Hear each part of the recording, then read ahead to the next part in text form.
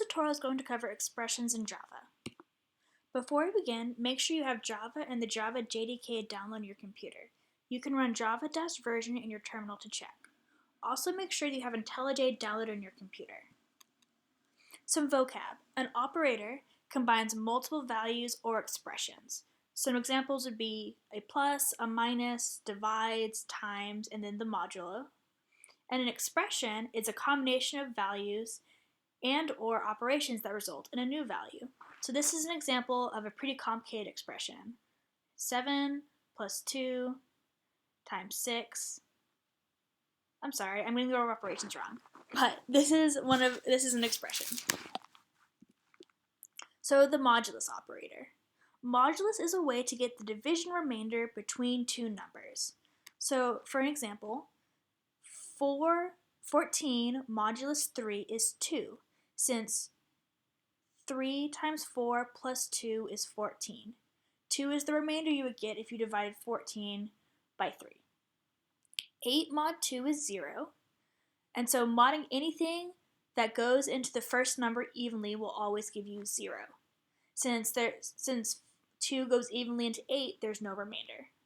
This is also an easy way to check the evenness and oddness of numbers. If something is mod 2 gives you 0, then you know that it's even, and if something mod 2 gives you 1, you know that it's odd. So then 230,857 mod 10 is just 7. So you can get the last digit of any number by modding with 10. And you can get the last 2 by modding with 100, get the last 3 by modding with 1,000, and so on. 3 mod 7 gives you 3. Modding a smaller number by a larger one will always give you the smaller number again, because 7 times 0 plus 3 gives you 3. So modding a smaller number by bigger gives you back the smaller number again. 12.4 mod 3.0 will give you this really long remainder. And if you're confused by the extra digits, doubles aren't represented in an exact way in the computer, so sometimes you'll get output that looks like this with doubles.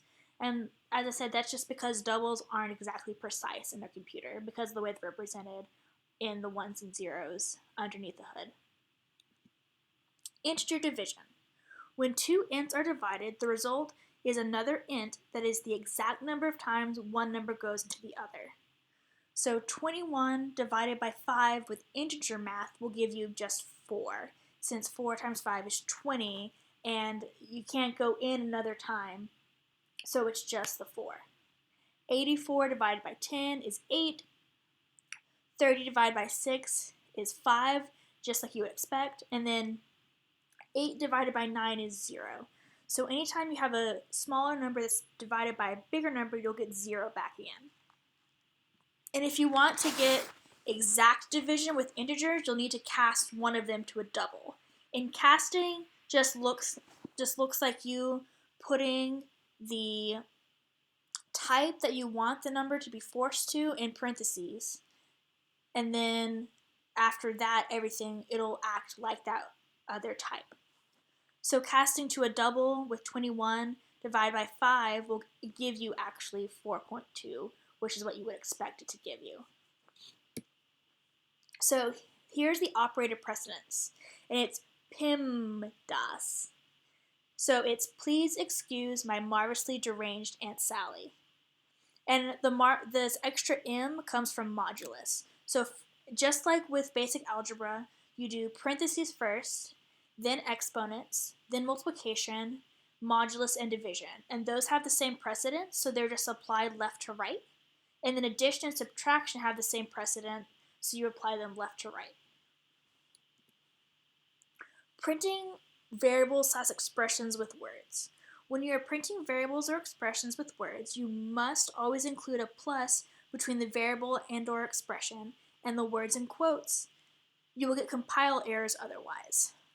Also, once you have done some words plus a variable or expression, it becomes a non-number type, and any other operations will no longer work as they would normally unless put inside parentheses. So here, hello world plus 3 plus 4 gives you hello world 34, not hello world 7 like you might expect. And that's just because hello world plus 3 has higher precedence since addition is applied left to right. So this hello world 3 becomes a non-number called a string, and when you add to a string, you just append to the end of it, which is how you get hello world 34.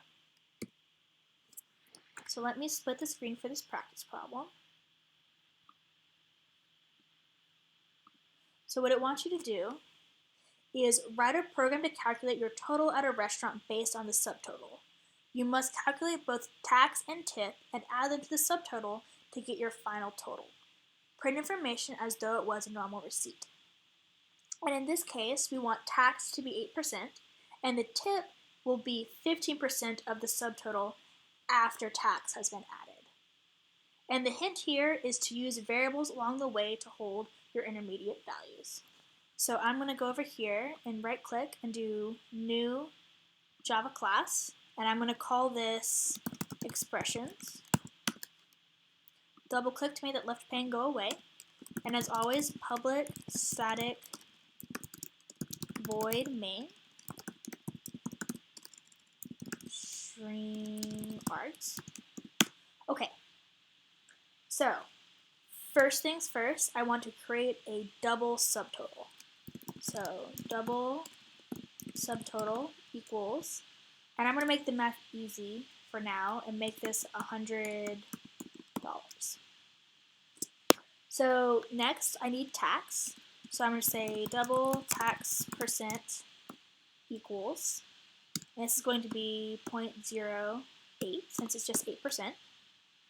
And while I'm at it, I'm going to go ahead and create a double for the tip percent. So double tip percent equals 0.15. And this is going to show you using expressions with other variables, which can get a little confusing, but whenever you're doing expressions with variables, keep in mind that the variable will be replaced with its value at compile time. So now I want double subtotal with tax. This will be subtotal times tax percent plus, let me move this over, oops, plus the subtotal, right? Because I want it to be 108% of the subtotal. And now I want to get the tip percent, the percent with, or the subtotal with tip. So I'm going to say double subtotal with tip equals subtotal with tax times tip percent plus subtotal with tax. And I'm just using the autocomplete here that IntelliJ has built in. So if I do subtotal, I just did down click and then enter to have it autocomplete for me. And now I'm just going to print out your total was plus subtotal with tip. And so now I'm going to go up here and do run, and I want to do expressions. So it's thinking, and my total was 124.2, and that doesn't really look like a nice clean dollar value right now, and that's just because we haven't learned how to format what we're printing, and we'll learn that in a later tutorial. But for now, this is what we have. This looks a lot cleaner and easier to read as a human than what we would have had to do otherwise, right? So here's what it would have looked like if we had just done all the math as we were printing it. So instead of having all this nice stuff, we would have had system.out.println, your total was plus 100 plus 100 times 0.08 plus 100 plus 108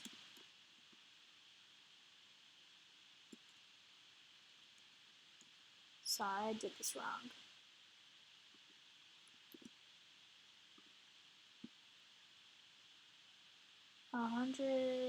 Yeah. So it would have been 100 plus 100 that plus that times 0.15.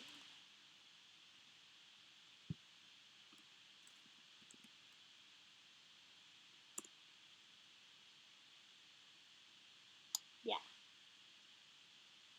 Much more confusing than this nice human readable thing where we can tell that the subtotal with tip is the subtotal with tax times tip percent plus the subtotal with tax.